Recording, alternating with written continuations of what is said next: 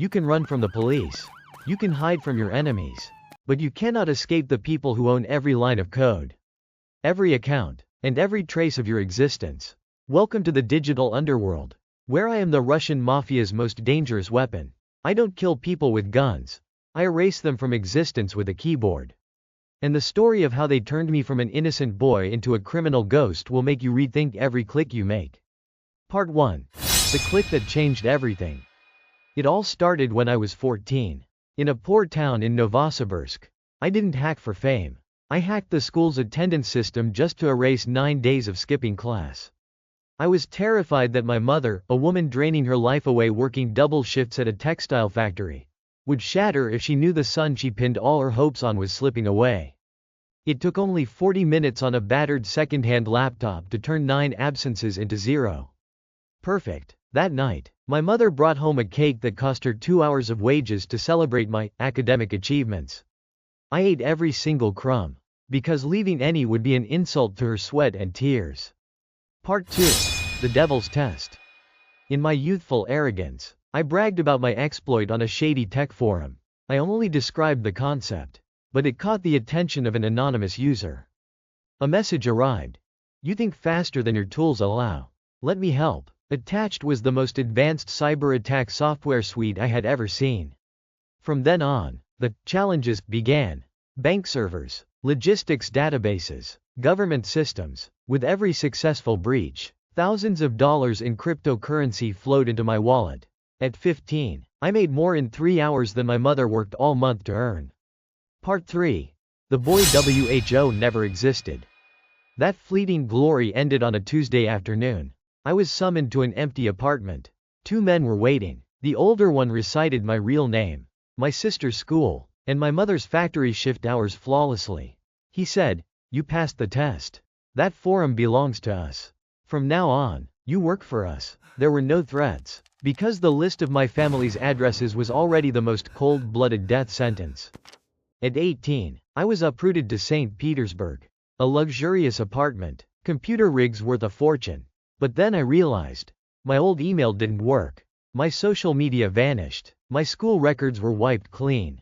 My fingerprints and face didn't exist in any national database. I wasn't a wanted fugitive. I was someone who never existed. I had become a ghost for the Bratva, specializing in stealing global financial data. My crypto wallets hit $900, yet I lived like a rat. Eating canned food. Unable to buy a single loaf of bread because I had no cash or ID. I couldn't call my mother, because my phone was routed through 11 countries, and contacting her would drag her into the grave. Part 4. A ghost's death certificate. Backed into a corner, I decided to commit the ultimate taboo, hacking into the Russian Mafia's own internal systems. It took 4 grueling months to finally find my file. And what struck my eyes wasn't a contract, but a death certificate. My name, cause of death, suicide, body unrecovered. They had forged a suicide note and delivered it to my mother. The attached surveillance photo showed my mother and sister standing silently in front of a grave with my name carved into it. My mother wasn't crying, she stood there with the posture of someone who had been stripped of her entire soul. The Russian Mafia had forced my mother to bury her son while he was standing alive thousands of miles away. Part 5. The light that never goes out.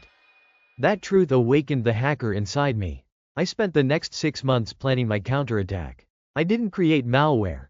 I built a life insurance policy, all of the organization's classified data, target lists, and accounts were planted into 14 dead man switch servers across 7 countries.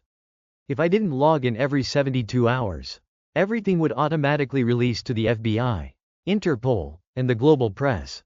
At the same time, I drip-fed pieces of data into government agencies to birth a brand new identity for myself.